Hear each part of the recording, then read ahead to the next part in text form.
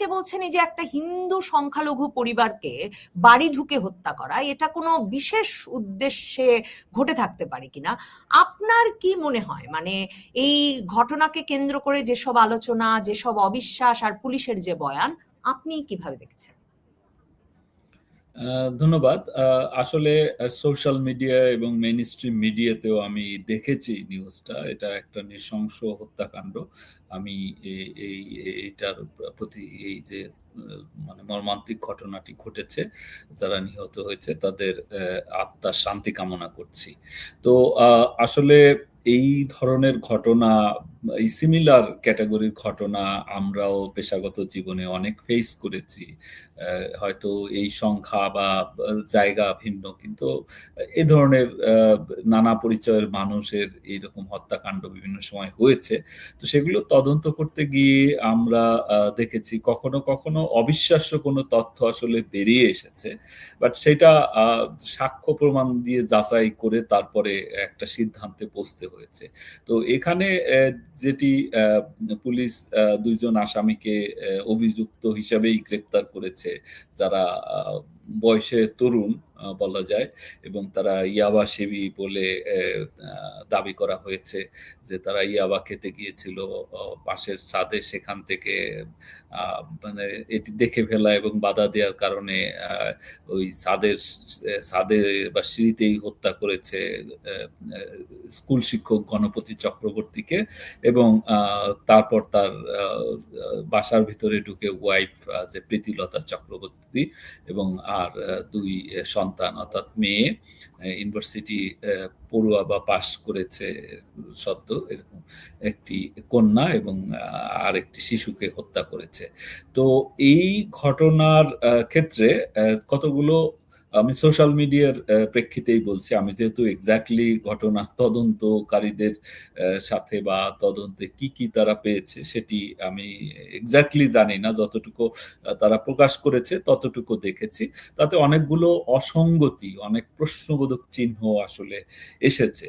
যে মানে একটা প্রশ্ন আমি দেখেছি যে একেবারে এটা এরা যে আইনগত ব্যাখ্যাগুলো খুব ভালো বোঝে বা তদন্তের যে সূত্রগুলো, ফরেন্সিক ডিজিটাল ফরেন্সিক্স এগুলো বোঝে বা অপরাধ বিজ্ঞান পড়েছে বা অপরাধ বিজ্ঞানের সূত্র জানে, সেটি নয়। কিন্তু সাধারণভাবে যে প্রশ্নটা এসছে, ডেড বডি পাওয়া গেছে আবার বেডরুমে, তো সিঁড়িতে বা ছাদে নাকি রক্তেরও কোনো চিহ্ন নাই।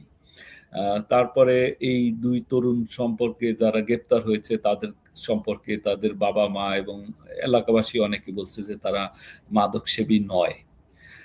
এটি এটি এই তথ্যগুলো এসেছে। তারপরে শার্ট নিয়ে দেখলাম একটা বিভ্রান্তি যে আগের রাতে পুলিশ সদস্যের গায়ে যে শার্ট, আর পরের দিন অভিযুক্ত দুইজনের একজনের গায়েও সেম শার্ট। তো শার্ট ধরেন এটিও মানে কাকতালীয় হতে পারে, অথবা কি ঘটনা সেটি আসলে পুলিশকেই এটার ক্লারিফিকেশনটা দিতে হবে। তো এর বাইরে প্রশ্ন আসে যে হ্যাঁ, এই দুইজন চারজনকে হত্যা করতে পারে কিনা। হ্যাঁ, এটা সম্ভব। একেবারে সম্ভব নয় তা না।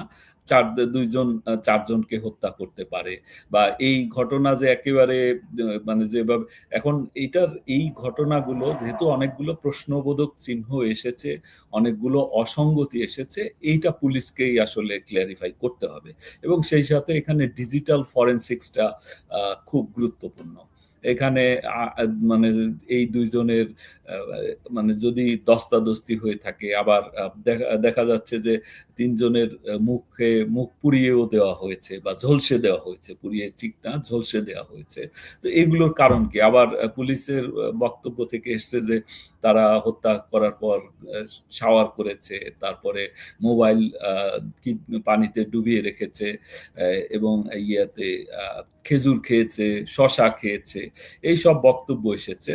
তো এগুলো যেহেতু চারজনই মারা গিয়েছে, খেজুর তারা খেয়েছিল, শশা তারা খেয়েছিল না আসামিরা খেয়েছিল, এটা বলাটা আসলে খুব কঠিন। হ্যাঁ, এখন যদি আসামিরা স্বীকার করে পুলিশের কাছে, সেটি আমি জানি না সেটা করেছে কিনা, তাহলে ভিন্ন বিষয়। তো এই ক্ষেত্রে তদন্তের ক্ষেত্রে যেটা খুব গুরুত্বপূর্ণ বিষয় থাকে, মানে কমন যে বিষয়গুলো থাকে, সেগুলো যদি প্রত্যক্ষদর্শী না থাকে, সেই ক্ষেত্রে তো প্রথমেই খুঁজতে হয়, অনেকগুলো অপশনস খোলা রেখে কিন্তু তদন্তটা শুরু করতে হয়, অর্থাৎ খোলা মনে যে হ্যাঁ, প্রথমত তাদের সাথে মানে এই যে হত্যাকাণ্ডের যে ধরন, যে প্যাটার্ন যেটা দেখা যাচ্ছে, তাতে বোঝা যায় যে যারা হত্যা করেছে তাদের একটা প্রচন্ড আক্রোশ ছিল, অর্থাৎ প্রিভিয়াস এনমিটির একটা বিষয় কিন্তু থাকে। তো সেই দিক থেকে এখানে প্রিভিয়াস এনমিটির কোনো তথ্য পুলিশও বলছে না বা অন্য কেউই বলছে না, কারণ নিরীহ শিক্ষক, উনি শিক্ষকতা করেন, একটা মানে গণিতের শিক্ষক হিসাবে উনি নিঃসন্দেহে প্রাইভেট মানে টিউশনি করান এবং সেই টাকা সঞ্চয় করে একটা বাড়ি করেছেন। মেয়ে বিবাহযোগ্য মেয়ে এবং মেয়ের বিবাহ ঠিকও হয়েছে, এরকমটি আমি দেখেছি। তো এই এই রকম একটা পরিবারের সাথে এই দুই যুবকের বা তরুণের যে এনমিটি ছিল, এইটা কেউ এখন পর্যন্ত একজন মানুষও বলছে না, নাম্বার ওয়ান। নাম্বার টু হলো যে তারা আসলেই মানে ইয়াবা সেবী কিনা। যদি ইয়াবা সেবী না হয় কিংবা নতুন ইয়াবা সেবী হয়, তাহলে শুধুমাত্র তাদের বাধা দেওয়ার কারণে তারা 4টি হত্যাকাণ্ড ঘটাবে কিনা, এটা একটা। তারপরে আবার বলা হচ্ছে হ্যাঁ, যদি কেউ ইয়াবায় মানে গভীরভাবে আসক্ত হয়, অর্থাৎ ভীষণ আসক্ত হয়, যে ইয়াবা সেবন করার পর মানে অতিরিক্ত ইয়াবা সেবনের কারণে তার সেন্স যেটা সেটা কাজ করে না, এটা যদি হয়ে থাকে, সেই ক্ষেত্রেও এই হত্যাকাণ্ডগুলো বিশেষ করে বাসায় ঢুকে, আবার যদি তাকে আমি ধরেও নেই যে ছাদে বা সিঁড়িতে হত্যা করা হয়েছে, সেই ক্ষেত্রে আবার বাসায় ঢুকে এই আরো 3টা মানুষকে হত্যা করা, কিংবা এই যে শাওয়ার করা, খেজুর খাওয়া, শশা খাওয়া, তারপর মোবাইল আপনার পানিতে ডুবিয়ে রাখা, এগুলো কিন্তু আবার মানে এই যে ক্রাইম সিনকে ইয়ে করার জন্য, অর্থাৎ যে ফুটপ্রিন্টস গুলো, যে সিগনেচার গুলো, সেগুলো গোপন করার জন্য যে চেষ্টা, অর্থাৎ মোবাইলগুলো সব। তো এইটা আবার ওইভাবে গভীর আসক্ত মানুষ যার হুঁশ থাকে না, তাদের পক্ষে কিন্তু এইগুলো করাটা খুব ডিফিকাল্ট। তো যেহেতু এটা এই পরিবারটি হিন্দু পরিবার, মাইনরিটি কমিউনিটি ভুক্ত, তো আমরা দেখেছি যে বাংলাদেশে মানে এর আগে এখানে যদি আমি একটু আপনাকে একটা প্রশ্ন করি, যে এই যে আপনি হিন্দু কমিউনিটি প্রসঙ্গে কথা বলতে যাচ্ছিলেন বটে, গতকাল থেকে সামাজিক যোগাযোগ মাধ্যমে একদল বলছেন হিন্দু কমিউনিটির বলে এটাকে বিশেষভাবে দেখা দরকার, যে হিন্দু সম্প্রদায়ের এই পরিবারটাকে একরকমের উদ্দেশ্যমূলকভাবে টার্গেট করে নিশানা করে হত্যা করা হলো কিনা। অন্যদিকে আরেক দল বলছেন যে এটা একটা সামগ্রিক আইন শৃঙ্খলা রক্ষা পরিস্থিতির প্রসঙ্গ। আমি আপনার কাছে আসলে এখানে একটু জানতে চাই যে পুলিশ কি সংখ্যালঘু পরিবার টার্গেট হলে সেটাকে অন্যভাবে দেখে কিনা, এবং মানে প্রশ্ন তো নানা রকম উঠছে, পাশের নির্মাণাধীন ভবনটা রেখে, নিরিবিলি ভবনটা রেখে এই দুই যুবক কিভাবে নামলেন, এবং সাংবাদিকরা এই প্রশ্নও করেছেন যে 3তলা ছাদ থেকে দোতলা ছাদে নেমে তারা কি করে নিরাপদ থেকে মানে হাত পা না ভেঙে ইয়াবা খাচ্ছিলেন। আর ওই যে শক্তির প্রসঙ্গটা, যে 13 বছর শিশু মানেও কিন্তু তাদের সবচেয়ে ছোট যে সন্তান, ছেলেটা 13, মেয়েটা 25, স্ত্রী 50, গণপতি চক্রবর্তী নিজে 65, সুস্থ সবল 4টা মানুষ। মানে এটা সম্ভব কিনা। আর আপনি যে বললেন যে পুরোপুরি একরকমের আবার মানে এই ক্রাইম ধামাচাপা দেওয়ার কাজগুলো তারা খুব সুচারুভাবে করেছে বলে পুলিশ এখন বলছে, মানে এটা টার্গেট কিলিং কিনা, হিন্দু সম্প্রদায় বলে কিনা, এগুলো কি বাংলাদেশের পুলিশ দেখে? সকল নাগরিকই সমান, কিন্তু মানে এটা এভাবে দেখা হয় কিনা আলাদা করে, এবং দেখবার কারণ আছে কিনা। কারণ পৃথিবীর অনেক দেশে, মানে আমি জানি যুক্তরাজ্যে কিন্তু এই জিনিসটা মাথায় রেখে তদন্ত করা হয়, এটার একটা মানে এটাও একটা গুরুত্বপূর্ণ ফ্যাক্টর হয়ে ওঠে। আমি জানি না বাংলাদেশে হয় কিনা। দেখুন, এটি আসলে তথ্য, অর্থাৎ ক্লু অনুসন্ধানের ইয়ে হিসেবেই দেখা হয় যে মাইনরিটি কমিউনিটি হলে, হিন্দু সম্প্রদায় বা খ্রিস্টান সম্প্রদায়, সেটা মানে এদের ধরাই হয় সংখ্যালঘু, মানে অপেক্ষাকৃত দুর্বল মানে কমিউনিটি। এটি লঘু বললেই তো আসলে বুঝাই যায় যে এটা অপেক্ষাকৃত দুর্বল কমিউনিটি। তো সেইটার ক্ষেত্রে আর যে পার্সপেক্টিভ যেটা, অর্থাৎ 5 আগস্টের পর থেকে যেভাবে মাইনরিটিদেরকে মানে সেই তৌহিদি জনতা, আবারও বলি যে তৌহিদি জনতার উত্থান এবং ইসলামাইজেশন করার একটা যে প্রক্রিয়া চলমান, মানে এটাকে যে একটা সোশ্যাল মুভমেন্ট হিসাবে নিয়েছে সোশ্যাল ইসলামাইজেশন প্রসেসটাকে।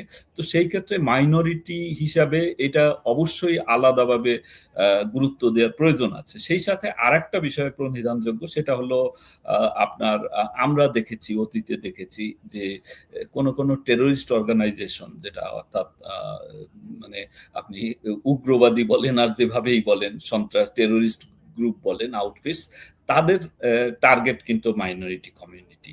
এবং এই যে হত্যার যে ধরন, আপনার মনে থাকার কথা, বেশ কয়েক বছর আগে গোপীবাগে এক পীরের আস্তানায় ঢুকে 6 জনকে কিন্তু জবাই করে হত্যা করা হয়। তারপরে আমরা দেখেছি যে 2015 সালের মাঝামাঝির পর থেকে 2016 সালের কিন্তু বিভিন্ন সময়ে উত্তরবঙ্গ কেন্দ্রিক অনেক পুরোহিত, মানে ঢাকায় তারা ব্যর্থ হয়ে যাওয়ার পরে ঢাকায় তারা এই যে আইএস পন্থী যারা, যদিও আল কায়দা নিয়েই খুব বেশি কথাবার্তা হচ্ছে, কারণ জাতিসংঘের সিকিউরিটি কাউন্সিল থেকে এই বিষয়টা নিয়ে উদ্বেগ প্রকাশ করা হয়েছে বলেই এটি এসছে।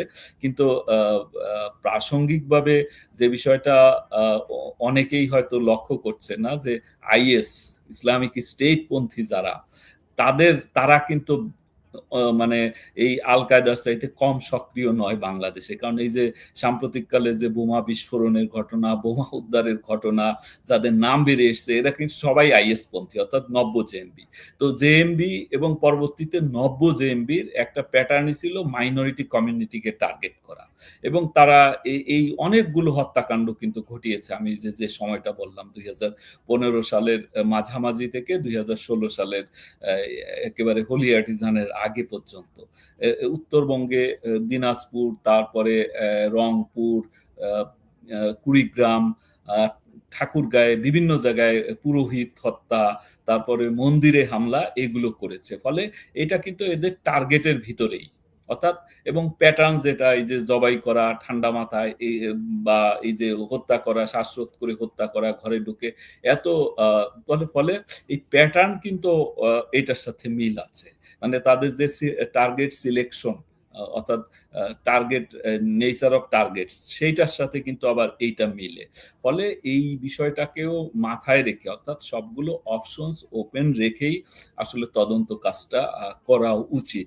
তো সেই ক্ষেত্রে আর এই হত্যাকাণ্ডের ক্ষেত্রে বিশেষ করে আরো একটা অসঙ্গতির কথা, যেটা মানে প্রশ্ন এসছে, যে যাওয়ার সময় মানে দেখা গেছে যে ছাদ আবার বাইরের থেকে তালা দেওয়া, গেটটা, এরকম একটা তথ্য আমি দেখেছি সোশ্যাল মিডিয়ায়। তো সেই গেটটা আবার তালাও বা কে মেরে গেল। তো এত হুঁশ থাকলে তো তারা, মানে যারা এত মানে সচেতন ভাবে এই কাজগুলো করেছে, যে যাতে সহজে কেউ দেখতে না পারে, ঢুকতে না পারে, তো তাহলে তো প্রশ্নই আসে যে তাহলে কি তারা মানে মানসিকভাবে সুস্থ ছিল নাকি ইনটক্সিকেটেড ছিল, সেই প্রশ্নও কিন্তু আসে। ফলে এই প্রশ্নগুলোর জবাব পুলিশকে পরিষ্কার করতে হবে, ক্ল্যারিফাই করতে হবে, এবং সেই সাথে ফরেনসিক এভিডেন্স কি আছে সেইটাকে মেলাতে হবে।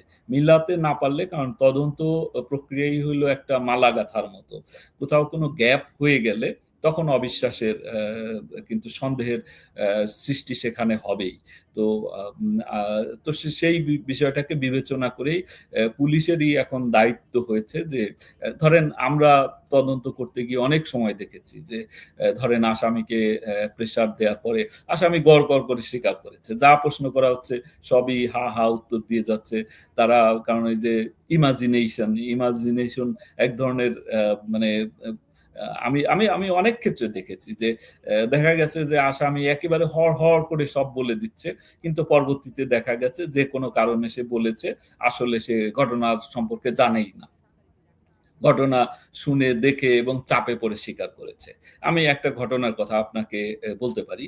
2015 সালে আমাদের এই যে এখন গাবতলীর কাছাকাছি আর কি, একজন পুলিশের এএসআই কে হত্যা করা হলো ছুরি মেরে। তো যে আসামিকে ধরা হলো, ওই হাতে নাতেই একজন ধরা পড়ে। মানে ৩ জন ছিল, ২ জন পালিয়ে যায়, একজনকে পুলিশ ধরে ফেলে ঘটনাস্থল থেকে। এটা চেকপোস্টে ডিউটি করছিল।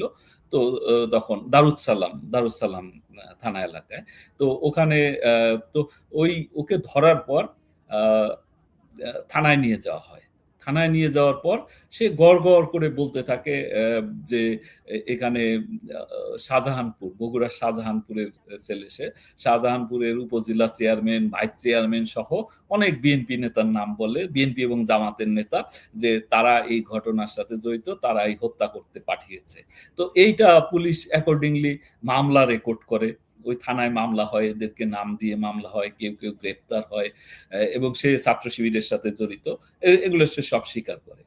তো মামলা হয়ে যায়। পরে আমি আসলে যাইনি, কিন্তু আমি তো তখন ডিবিতে, আমি জয়েন্ট কমিশনার, আমার এডিশনাল কমিশনার উনি নিজে গিয়ে জিজ্ঞাসাবাদ করে এসছে থানা থেকে।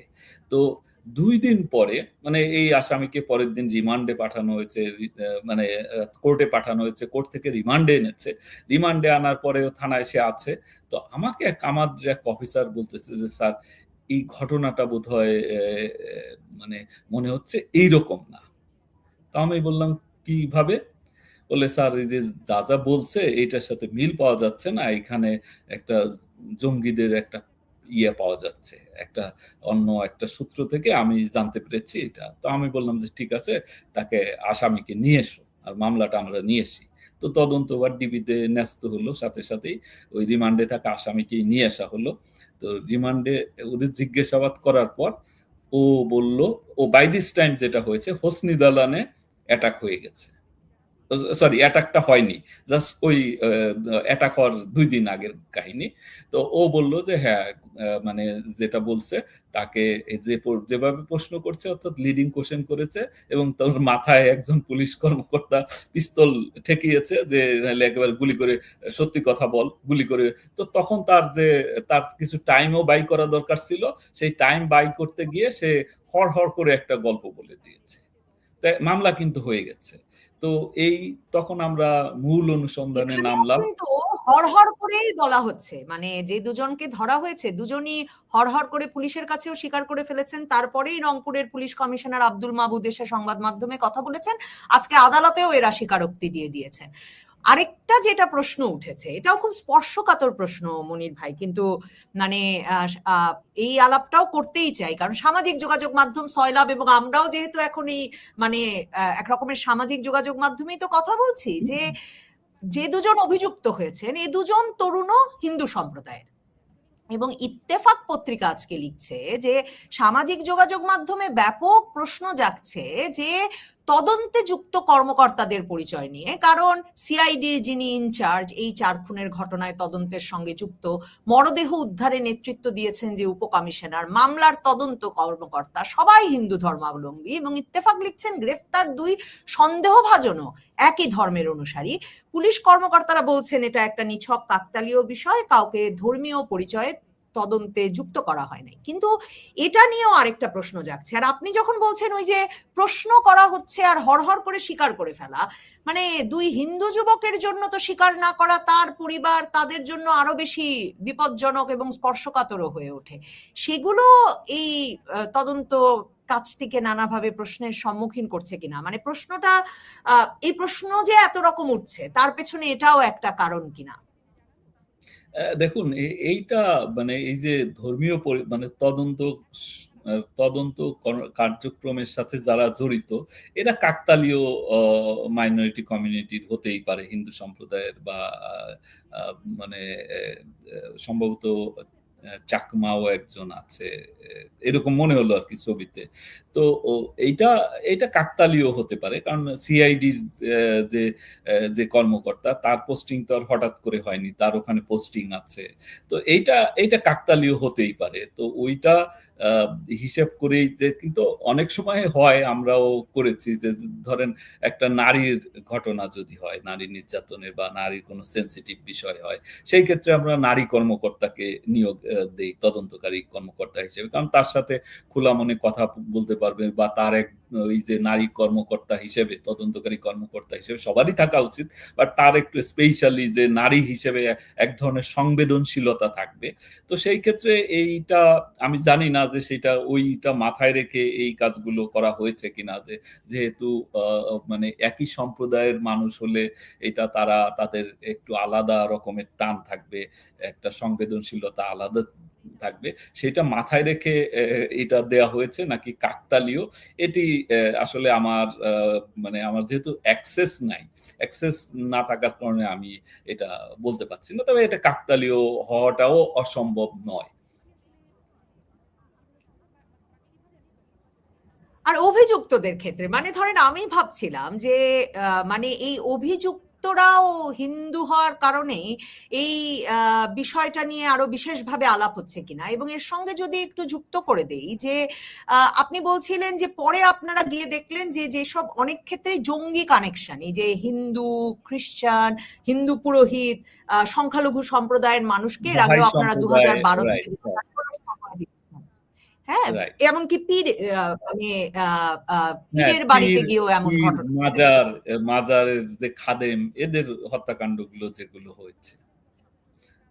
এমনকি 2025-এর অক্টোবরে মার্কিন দূতাবাস কিন্তু সরকারকে জানালো যে তাদের দূতাবাসের ভেতরে অমুসলিম কর্মীদেরকে টার্গেট করা হবে, সে বিষয়টা তারা জেনেছে এবং তাদের বিশেষ নিরাপত্তা দরকার। কাজেই কিন্তু আমার প্রশ্ন হচ্ছে যে একটা খুন সাধারণ খুন নাকি জঙ্গিরা খুন করেছেন, এটা কখন পুলিশ কর্মকর্তারা বুঝতে পারেন? জঙ্গিরা খুন করলে সাধারণত তো তাদের দায়িত্ব স্বীকার করার কথা, ক্রেডিট নেওয়ার কথা, নাকি এই বাংলাদেশে 90 জেএমবি বা এই জঙ্গি সংগঠনগুলো সেগুলো আগেও করতো না, এখনো তাই করছে না? মানে কি করে বোঝেন বা বোঝা যেতে পারে যে এটা একটা জঙ্গি কানেকশন আছে কিনা? আর পুলিশ যে খোলা মনে এই তদন্তটা করবে সেটাই বা নিশ্চিত হওয়া যায় কি করে? কারণ আমাদের স্বরাষ্ট্রমন্ত্রী তো বলেছেন যে তিনি এমন কি মনে করেন না যে জাতিসংঘ নিরাপত্তা পরিষদের যে উদ্বেগ বাংলাদেশে আল কায়দা ঘাঁটি কাটতে চাইছে, এটা আমলে নেওয়ার কিছু আছে, এটা একটা অনুমান নির্ভর। এটা তো উনি আল কায়দা বিষয়ে বলেছেন, কিন্তু এটা যদি যদি এটা প্যাটার্ন মিলে যাচ্ছে, যদি জঙ্গি কানেকশন হয়ও তদন্তে বেরিয়ে আসে, সেটা হবে আইএস পন্থী, অর্থাৎ নব্য জেএমবি। কিন্তু নব্য জেএমবির বিষয়টা বলেন নাই। তো নব্য জেএমবি, কারণ এই যে আলামিন, মামুন সহ বিভিন্ন যে নাম বেরিয়ে আসছে, বোমা কেরানীগঞ্জে বোমা বিস্ফোরণ বা সাভারে বোমা উদ্ধার, তারপর ইয়েতে কি ছাতা বোমা উদ্ধার, এগুলো তো এগুলো আইএস এর কাজ, অর্থাৎ নব্য জেএমবির কাজ, আইএস পন্থী নব্য জেএমবির কাজ। তো এই ক্ষেত্রে আর আপনি যেটা বললেন, এই যে ইয়েটা কি রেসপন্সিবিলিটি ক্লেইম করা, যে দায় দায়িত্ব স্বীকার করা, তো দায় দায়িত্ব স্বীকার ইন্টারেস্টিংলি গত বছর মানে যখন এই আইএস বা নব্য জেএমবির উত্থান হয় 2015 সালে, তখন তাদের একটা মিডিয়া আউটলেট ছিল আত্মামকিন। তো তামকিন মিডিয়া যেটা ছিল, সেইটায় তারা সাধারণত দায় দায়িত্ব স্বীকার করত। তো ইন্টারেস্টিংলি গত বছর আত্মামকিন বন্ধ করে দেওয়া হয়েছিল। তারপরে তারা ডট দিয়ে বিভিন্নভাবে ঘুরিয়ে ফিরিয়ে অনেকবার চেষ্টা করেছে, প্রত্যেকবারই এটা আসলে বন্ধ করে দিয়েছে। এটা আমরা আমাদের সামর্থ্যে না গোলালেও যাদের সামর্থ্য আছে তারা বন্ধ করে দিয়েছে। তো কিন্তু এই আত্মামকিন আবার খুলেছে গত বছর। তো গত বছর খোলার পর ওখানে কয়েকটা হত্যাকাণ্ডের রেসপন্সিবিলিটি তারা স্বীকার করেছিল, এবং এই 2-3 জনই মাইনরিটি কমিউনিটির মানুষ। বিচ্ছিন্ন হত্যাকাণ্ড, যেগুলোর তদন্ত আসলে আর ওইভাবে আগায়ও নাই, বা ওই রকম আসামি ধরা হয়েছে। তো এইটা কিন্তু হয়েছে। তো পরবর্তীতে তাকে, কারণ যে দায় স্বীকার করছিল যে ছেলেটা, সে বাংলাদেশে থাকে, ফলে তাকে পরবর্তীতে তার যে গুরুরা, অর্থাৎ তার পিছনে যারা আছে, অর্থাৎ আইএস এর যারা একেবারে মূল নীতি নির্ধারক বাংলাদেশ বিষয়, তারা বলেছে এইটা নিরাপদ না, তুমি এটা ডিলিট করে দাও। তো তুমি দেশের ভিতরে থেকে এটা তুমি দায় দায়িত্ব স্বীকার করো না। তো ফলে দায় দায়িত্ব স্বীকার নাও করতে পারে। দায় দায়িত্ব স্বীকার দিয়ে আসলে এটা বিবেচনা করার কোনো সুযোগ নাই। কিন্তু এটার ওই যে যদি এভিডেন্সটা আসলে খুঁজে বের করতে হবে, এটা পুলিশকেই আসলে বের করতে হবে এবং তথ্য সূত্রগুলো মানে এই যে যে অনেকগুলো ডটস আছে, এই ডটস গুলোকে একেবারে মিলিয়ে একটা মালার মতো যেটা গাঁথা, সেটা পুলিশকে করতে হবে। এখন খোলা মনে তদন্ত করবে কিনা এইটা আসলে এই গ্যারান্টি তো আমি দিতে পারবো না। কারণ একটা সময় আমরা দেখেছি যে আমরা যখন চাকরিতে ঢুকেছি আজ থেকে ধরেন 30 মানে 27-28 বছর বা 30 বছর আগে, তখন একটা ট্রেডিশন ছিল যে মানে আমি যেমন একজন প্রফেশনাল থাকা অবস্থায় একজন ওসি কে পেয়েছি, ইন্সপেক্টর যিনি থানার ইনচার্জ ছিলেন। তো তার খুব সুনাম ছিল চিটগং এর দিকে আর কি।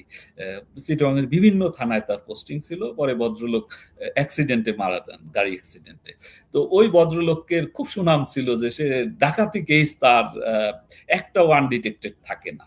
তো আমি প্রফেশনালদের কাছে আবার ওসিরা কিন্তু খোলা মনে কথাবার্তা বলে, কারণ জানে যে সে তো আর মানে ক্ষমতা নাই, প্রফেশনাল জাস্ট শিখতে আসছে। তো খোলা মনে কথাবার্তা বলে, সব কথাই সাধারণত শেয়ার করে। তো বললো যে স্যার আমার একটা কৌশল আছে। কি কৌশল? বলে স্যার যেখানে ডাকাতি হয় ওই এলাকায় যাদের সম্পর্কে একটু খারাপ আছে, পারসেপশন আছে, একটু খারাপ লোক, এরকম আমি 50-60 জন ধরে ফেলাই। 50-60 জন ধরে মাইল লাগাইলে এর ভিতরে দেখা যায় যে 2-4 জন বেরোইয়ে যায় যারা জেনুইন এই ঘটনার সাথে জড়িত। তো পুলিশ কিন্তু এই ধরনের তদন্ত এক সময় করেছে, সেটাও মাথায় রাখা দরকার। কিন্তু গত কয়েক বছরে মানে আপনার এই যে সায়েন্টিফিক যে ইনভেস্টিগেশন, সেটার ব্যাপারে পুলিশকে ট্রেন করা হয়েছে। তো এখন তো বলা হচ্ছে যে আগে সবই দলীয়করণ হয়েছে, কাজ হয়নি। কিন্তু আমি তো জানি যে একমাত্র সাগর রুনি ছাড়া আর কোনো সেন্সেশনাল মামলা মানে ডিটেকশন হয় নাই এইরকম কোন হিস্ট্রি গত অন্তত ঢাকায় গুরুত্বপূর্ণ ঘটনা আমার জানা মতে নাই।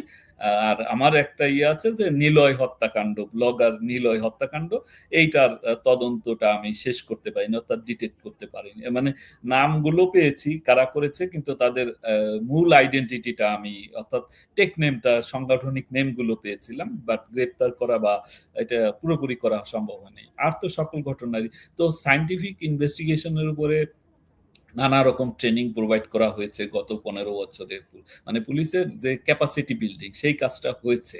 পাশাপাশি নানা রকম ফরেনসিক টুলস যেটা, সেগুলো সংগ্রহ করা হয়েছে এবং এই যে সক্ষমতা বৃদ্ধি, অফিসার দেওয়া, যেমন রংপুর তো একটা বিভাগীয় শহর, যেটা একটা রেঞ্জ হয়েছে, তারপর মেট্রোপলিটন পুলিশ হয়েছে, এখানে অনেক অফিসার এসছে। আগে তো এটা ছিল না, আগে একজন এসপি থাকতো, তার নিচে এডিশনাল এসপি হয়তো একজন থাকতো, এএসপি থাকতো, এই ছিল সিনিয়র অফিসার। এখন তো ওখানে অন্তত 20 জন মানে কি বলে এএসপি আপওয়ার্ড অন্তত 20 থেকে 25 জন অফিসার ওখানে থাকে। ফলে এই সক্ষমতা বৃদ্ধির কাজটাও হয়ে গেছে এবং ফরেনসিক পরীক্ষার পরেও পুলিশ বলে দিয়েছে যে এই যে 4 জনেরই যে মুখ বিকৃত হয়ে গেছে, যেটা থেকে ধারণা করা হচ্ছিল, পুলিশই বোধহয় প্রথম প্রাথমিকভাবে দেখেই বলেছিল যে কোনো রাসায়নিকের ব্যবহার হতে পারে। পুলিশ নাকি ফরেনসিক পরীক্ষা করেও এখন বলছে যে রাসায়নিকের ব্যবহারও হয় নাই, এটা আসলে দেহ গলতে শুরু করেছিল বা পচে গেছে তার নমুনা। মানে আমার সর্বশেষ প্রশ্ন যে এটা যদি জঙ্গি ঘটনা হয় তাহলে তো এটা এখানে থামবে না, মানে এর আরো ঘটনা ঘটবে। আর আপনি বলছেন 2025-এও আইএস বাংলাদেশের 90 জেএমবির যে ওয়েবসাইট, সেখানে কয়েকটি ঘটনার, সংখ্যালঘু হত্যার ঘটনাকে বিচ্ছিন্নভাবে তারা তাদের দায় স্বীকার করেছিল। মানে তাহলে এটা আসলে ওভাবে যদি হয়, মানে ধামাচাপা দেওয়ার চেষ্টা বা অন্য কোনো বয়ান তৈরির চেষ্টা, সেটা তো আসলে পরিস্থিতিকে আরো অনিরাপদ করবে এবং এখানে তো আসলে তার মানে থামবে না। দেখুন, এটি ধামাচাপা দেওয়ার চাইতে অনেক সময় থাকে প্রেসার রিলিজ করা। মানে যখন একটা ঘটনা ঘটে তখন উপর থেকে না মানে প্রচন্ড প্রেসার আসে যে কি করছো, কখন করবা, কতক্ষণ সময় লাগবে, এইরকম একটা। তো সেই ক্ষেত্রে তদন্ত তো আসলে ওভাবে হয় না। তদন্তে ঠিক আমার কত সময় লাগবে এটার একেবারে প্রকৃত আসামি নির্ধারণ করতে, কখন আমি পারবো, কখন গ্রেপ্তার হবে, এটা শুধু উপর থেকে দেওয়া হয় তাও না, মিডিয়ারও একটা প্রেসার থাকে কিন্তু প্রচন্ড, যে এই যে হয়তো 1-2 দিনে আসামি ধরা না পড়লে এই মিডিয়ার পক্ষ থেকে বলা হয় এখনো কাউকে গ্রেপ্তারি করতে পারেনি, কিন্তু এগুলোর সময় লাগে, এক একটার এক এক রকম সময় লাগে। এখন এটা দ্রুত হয়েছে, এটা যদি তারা ভিতরে আসলে পুলিশ তো তদন্তের ক্ষেত্রে সবগুলো তাদের যে যে কি কি পেয়েছে, কি আলামত পেয়েছে, কি আলামত তারা পরীক্ষা করেছে, এগুলো সবসময় আসলে ডিসক্লোজ করেও না, বিশ্বে কোথাও করে না। কিন্তু এখন ভিতরে যদি ওই রকম মানে কোনো ইনক্লুসিভ যে এভিডেন্স, প্রমাণ, সেগুলো যদি পেয়ে থাকে তাহলে ডিফারেন্ট। আর না হলে কিন্তু যদি সেটা না হয় তাহলে মানে শুধুমাত্র প্রেসার রিলিজ করার ক্ষেত্রে, প্রেসারকে কমিয়ে রিডিউস করার ক্ষেত্রে, দায়মুক্ত হওয়ার জন্য দ্রুত করে থাকে, সেইটা হলে তো অবশ্যই আপনি যেটা বললেন, অর্থাৎ তাহলে যারা এই হত্যাকাণ্ডের সাথে মানে এই আসামি যদি না হয়, তো যারা জড়িত তারা তো মানে হাততালি দেবে যে হ্যাঁ আমরা মানে বেঁচে গেলাম। কারণ এরকম ঘটনা অতীতে ঘটেছে, ঘটেনি তা নয়।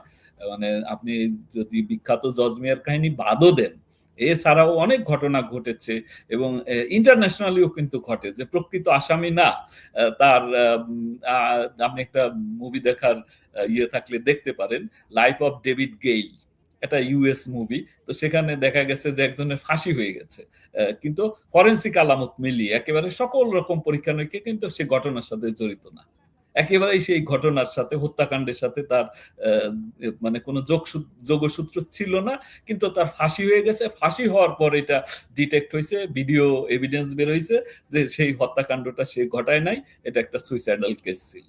তো এরকম হয়, মানে মিসক্যারেজ অফ জাস্টিস সেটাও হতে পারে। তো কাজেই আমার মনে হয় যে এটা তাড়াহুড়া না করে মানে ফরেন্সিক এভিডেন্স, ডিজিটাল এভিডেন্স, এইগুলোর উপরই নির্ভর করে সকল রকম যে প্রশ্নগুলো হয়েছে, মানে প্রশ্নগুলো এসছে, অবিশ্বাস এসেছে, সন্দেহের তীর ছোড়া হচ্ছে, সবগুলোর জবাব পুলিশকে আসলে ধীরে সুস্থে এইগুলোর জবাবগুলো দিয়ে মানে মানুষের যে কৌতূহল বা মানুষের যে অবিশ্বাস, দ্বন্দ্ব, সেটা দূর করতে হবে। কিন্তু এত অবিশ্বাস হলো কেন? মানে যে দুজনকে ধরেছে, এটা সবাই সামাজিক যোগাযোগ মাধ্যমে ব্যাপকভাবে জজ মিয়া কাহিনী আলোচিত হচ্ছে এই ঘটনার পর থেকে। মানে এই অবিশ্বাসের কারণ কি? এমনকি পুলিশ কমিশনার এসে আবেগ আপ্লুত হয়ে কেঁদেছেন সংবাদ সম্মেলনে। মানুষ সেটা নিয়েও সন্দেহ প্রকাশ করছেন যে উনি আসলে নাটক করছেন, গল্প বলছেন, তাই বোধহয় তিনি এত বেশি কেঁদেছেন। মানে এতটা সন্দেহই বা পুলিশের প্রতি হলো কেন এই ঘটনাটাতে? দেখুন, যে অফিসার কেঁদেছেন ওনার বডি ল্যাঙ্গুয়েজ আমি দেখেছি, এই বডি ল্যাঙ্গুয়েজ বলে এটা আসল কান্না নয়, এটা আসল কান্না বলে আমার মনে হয়নি। কাজেই এই কান্নাটা আসলে কোনো ভালো কর্মকর্তা সুলভ বা অফিসার সুলভ কোনো আচরণ সেটাও না। অবশ্যই আমরা যারা পুলিশ অফিসার ছিলাম বা যারা পুলিশে চাকরি করে তারাও মানুষ, তাদেরও সমস্ত ধরনের ফিলিংস গুলো আছে, মায়া মমতা, তারপরে দুঃখ কষ্ট সবই আছে। কিন্তু যে কান্নাটা দেখেছি এটা আমার কাছে জেনুইন কান্না বলে মনে হয়নি। কারণ কাজেই এইটা নিয়েও মানুষের যারা বডি ল্যাঙ্গুয়েজ রিড করতে পারে তারা বুঝবে এটা। তো সেই কারণে সন্দেহগুলো আসছে। এখানে কান্নাকাটি করার কোনো মানে প্রয়োজনও নাই, আবশ্যকতা নাই, এবং এটার জন্য মানে একটা জেনুইন তদন্তের মাধ্যমে প্রকৃত আসামিকে যদি শনাক্ত করে তাদের শাস্তির আওতায় আনা যায়, সেটাই পুলিশ অফিসারের মূল দায়িত্ব, এবং সেইটা তার কান্না বা এতে এক ধরনের আনন্দও আছে। মানে এই যে এইটা করতে পারলে যে একটা, আমরা দেখেছি যে যখন 5-7-10 দিন 1 মাস পরে একটা মামলার ডিটেকশন হয়েছে, প্রকৃত আসামি ধরা পড়েছে, তদন্তটা একটা সফলতার দিকে এগিয়ে গেছে, তখন যে মেন্টাল স্যাটিসফ্যাকশন সেটা কিন্তু অনেক বেশি। তো তো ওই লক্ষ্যেই আমার মনে হয় যে এখন পুলিশের দায় আরো বেড়েছে। যে আর একটা তো আমরা দেখছি যে এই যে মামলার যে ধরন, 5 আগস্টের পর থেকে যে মামলার ধরন, আসামি টরেন্টো থাকলেও মানে আসামি টরেন্টোতে ড্রাইভ করছে, কিন্তু সে দেখা গেছে ঢাকায় একটা হত্যা মামলার আসামি হচ্ছে ওই সময়। সে ঘটনা হয়তো জানেই না, বা আমিও হয়েছি। আমি আমি যখন নিউ ইয়র্কে আমি ওয়ার্কশপে যুক্ত, তখন দেখা গেছে ঢাকার হত্যাকাণ্ডের সাথে আমি জড়িত। তো এরকম হয়েছে। তো ফলে এইটার কারণে অবিশ্বাস, পুলিশের প্রতি অবিশ্বাস সবসময়ই কম বেশি ছিল।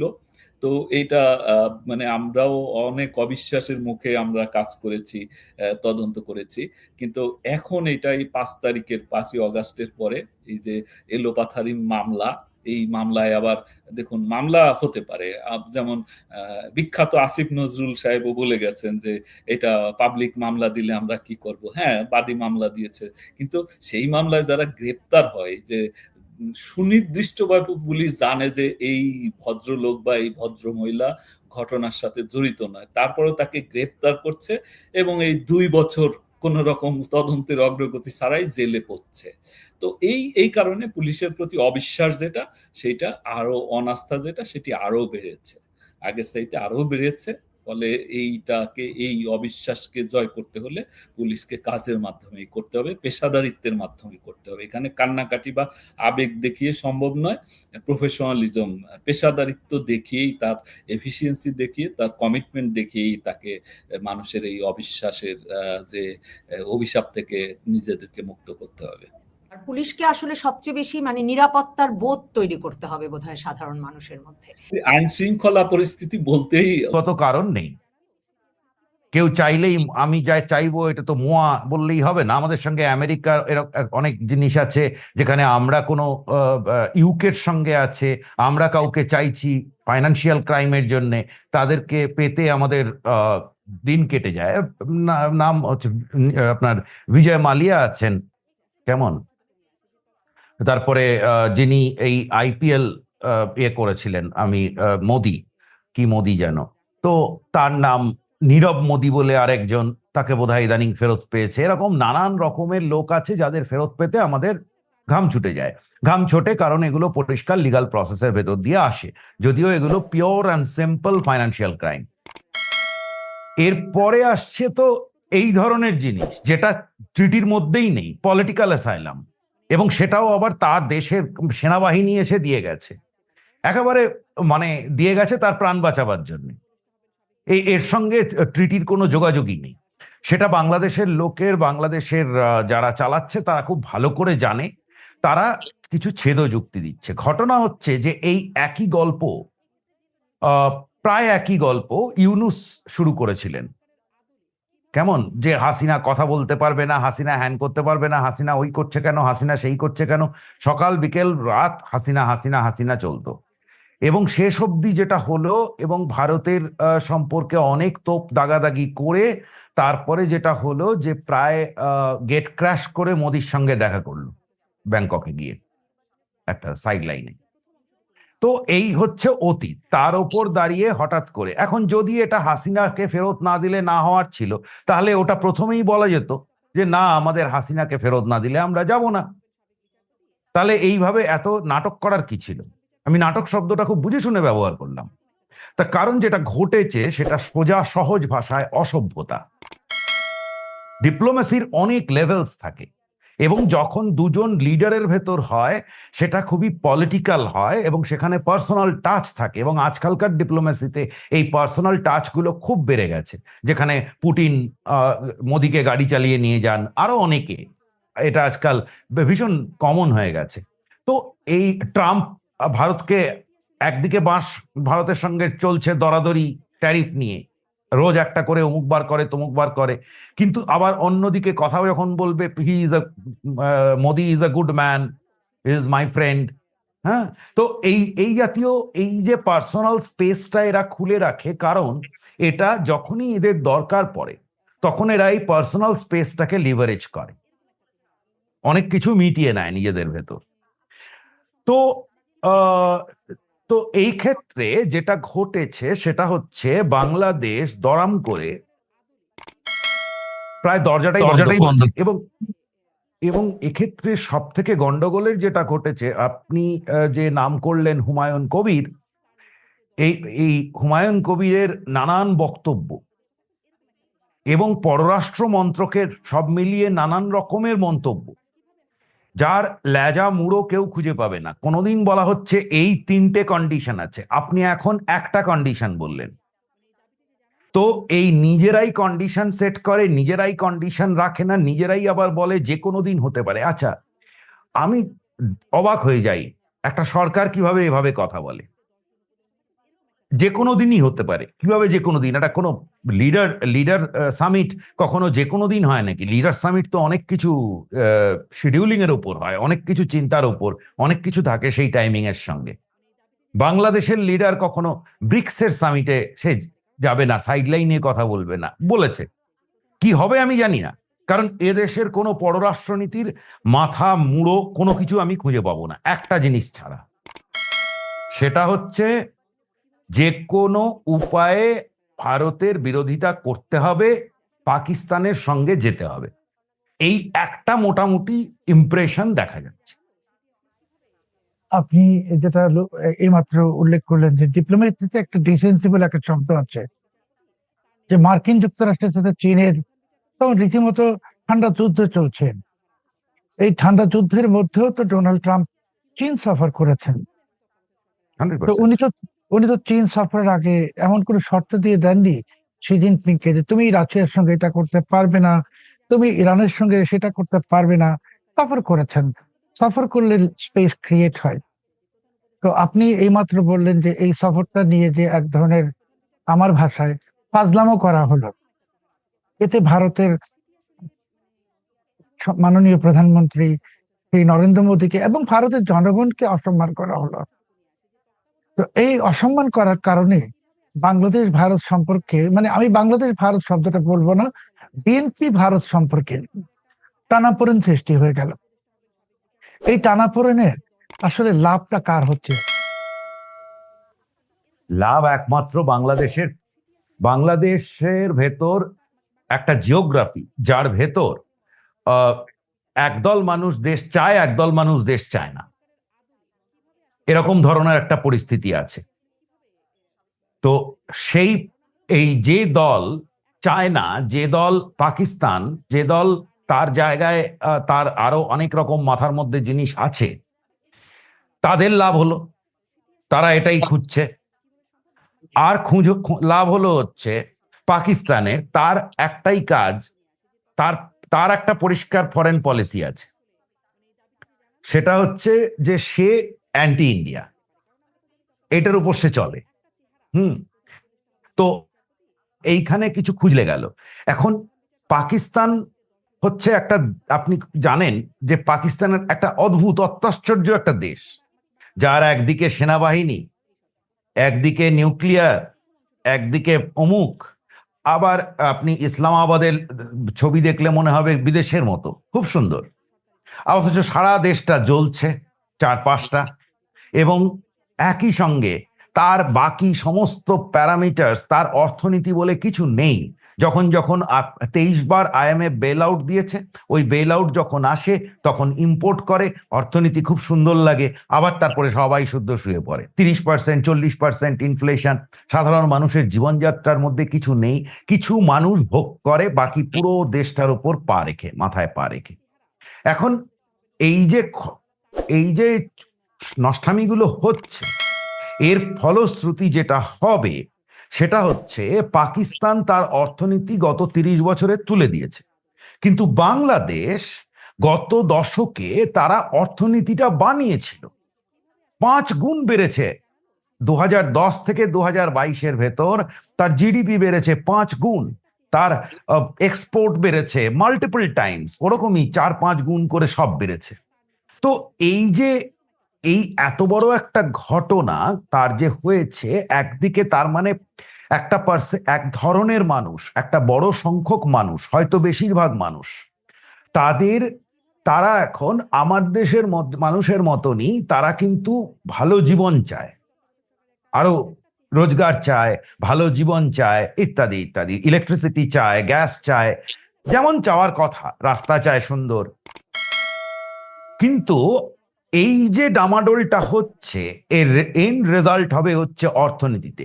এবং বাংলাদেশের অর্থনীতিটা দেখুন, জুলাই, আমরা সবাই জানি জুলাই 2022 থেকে বাংলাদেশের অর্থনৈতিক ডামাডোল শুরু হয়েছে এবং হাসিনার সময় অবধি চলছে।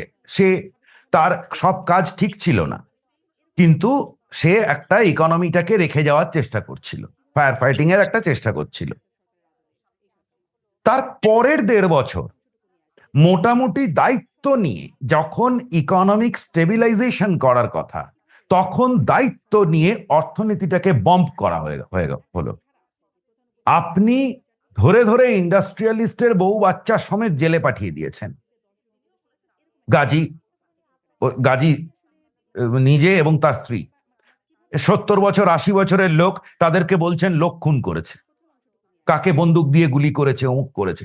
আপনার সঙ্গে তার একটা করাপশনের ইস্যু খুঁজে বার করলেন আপনি, এবং আপনি চুপ করে দেখেছেন এগুলো আপনার সৃষ্টি করা মব, যেটা গিয়ে জ্বালিয়ে দিয়েছে একটা ফ্যাক্টরি, আপনাদের দেশের সব থেকে বড় টায়ার ফ্যাক্টরি আপনারা জ্বালিয়েছেন। তো এই আশ্চর্য সব ঘটনা ঘটিয়ে একে বন্ধ করে দাও, ওকে জেলে পুরে দাও, তাকে এই করে দাও, করে দিয়ে যেটা হয়েছে অর্থনীতিটাকে দায়িত্ব নিয়ে শেষ করে দেওয়া হয়েছে।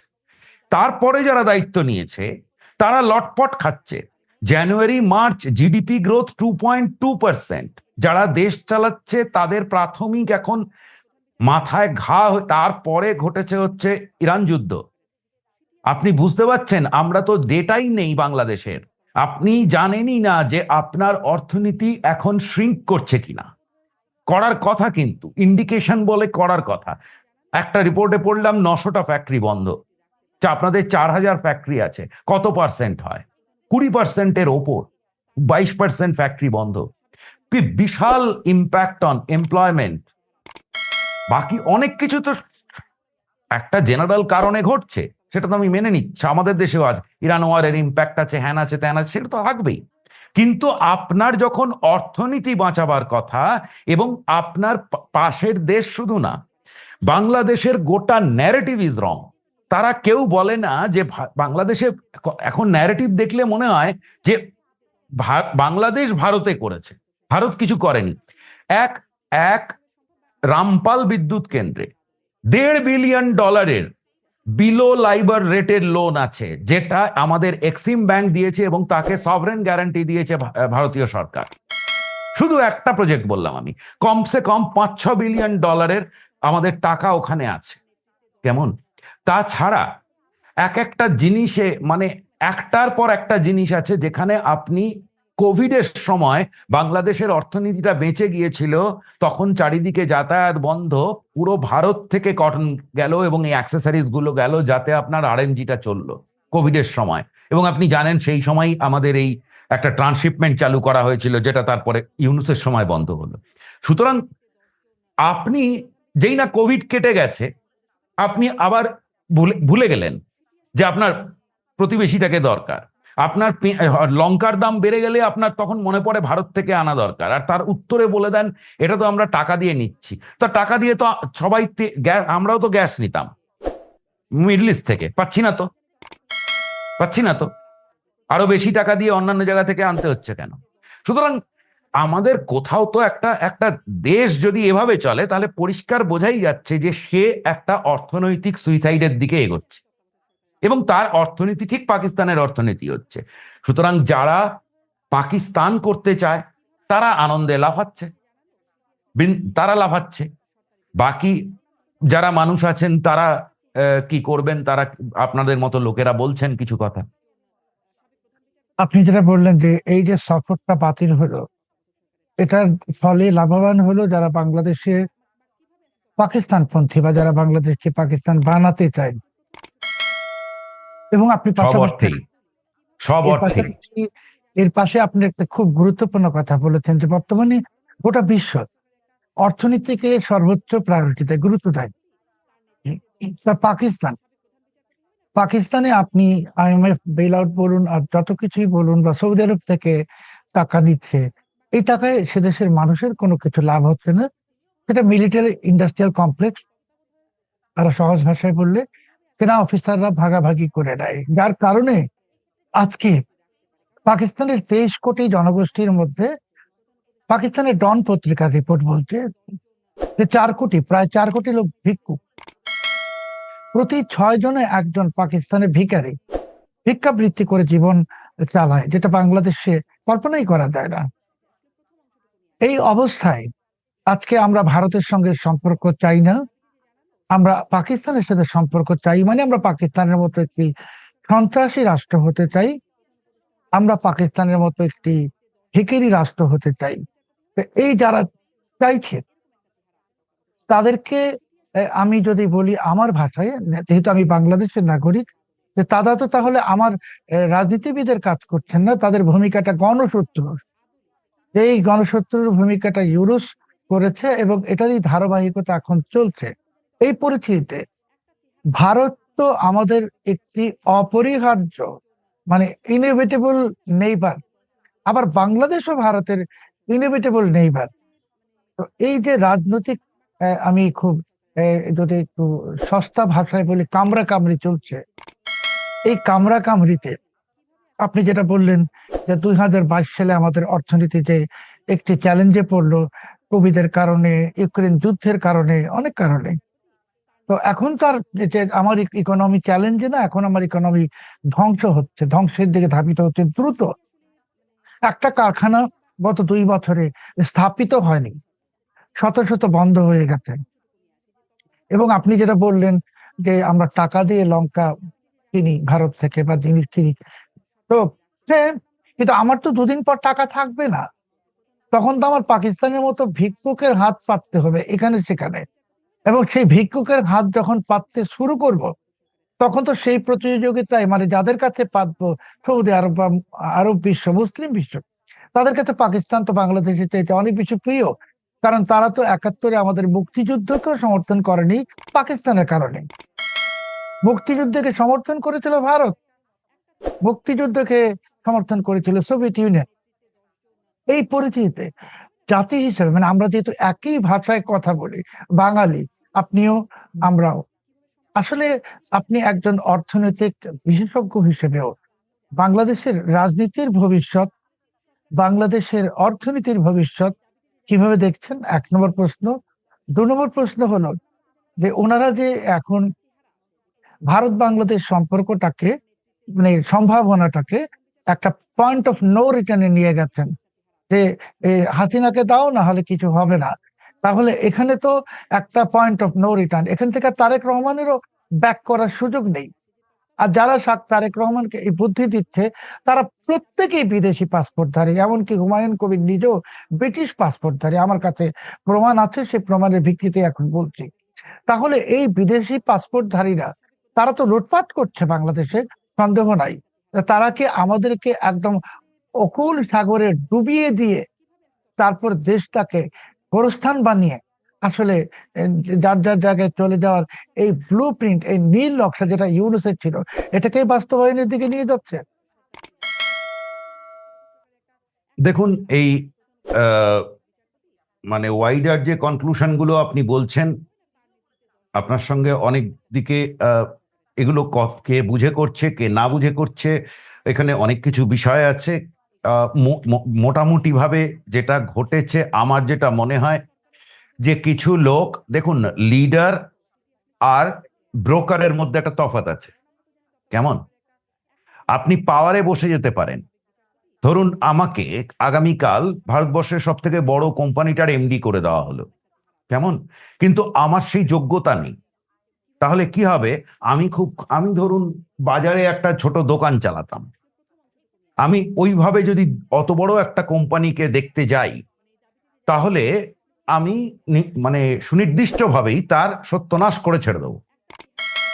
তো ঠিক একই আমার ধারণা ঘটেছে বাংলাদেশে। এমন আমি মনে করব না যে কেউ কারো ব্লুপ্রিন্ট নিয়ে এসেছিল যে এদেরকে ধ্বংস করে দিতে হবে, দেশটাকে তুলে দিতে হবে, করে পাকিস্তানের হাতে করে নিতে হবে, এইভাবে করতে হবে। আমার ধারণা তাদের একটা ন্যারো পলিটিক্যাল গোল ছিল, হাসিনাকে আর আওয়ামী লীগকে শেষ করে দিতে হবে। কেমন? আমি ইউনুস সরকারের কথা বলছি। ইউনুসের এই গোলটা ছিল সে সে কবে থেকে সেই -2 থেকে সেই এই চলছে এদের। তো বাংলাদেশ এটা দুর্ভাগ্য, হাসিনা খালেদা, তারপরে হয়ে গেল হাসিনা ইউনুস। হ্যাঁ, তো এখানে কেউ লিডার নয়, এরা মানে ইউনুস লিডার হয় নয়, কিন্তু ইউনুস ক্ষমতা পেয়েছে, ক্ষমতা নিয়েছে, ক্ষমতা চেটে পুটে খেয়ে নিয়েছে, এবং সে যেহেতু লিডার নয় তাই জন্যে সে একটা স্টেটসম্যানশিপ নেই তার ভেতর, তাই জন্যে সে যেটা করেছে দেশটাকে বেঁচেছে, তাতে সহজে কিছু হাততালি পেয়েছে সে। কিন্তু এই বেচার যে রাস্তাগুলো, যারা যে কোয়ার্টারগুলো এই বেচাটাতে খুশি হবে, তারা সে কারণেই ইউনুসকে দারুণ পছন্দ করেছে। ইউনুসকে আপনি তো জানেন, কারা বলতো যে উনি নাকি 50 বছর থাকুন, উনি 5 বছর থাকুন, উনি যতদিন ইচ্ছে থাকবেন, এই সমস্ত কথাবার্তা হতো, এবং ইউনুস সাহেব নিজেও ওটা বলতে শুনতে খুব ভালোবাসতেন, নিজেও বলেছেন কয়েকবার। সো মূলত এইটাই ঘটনা।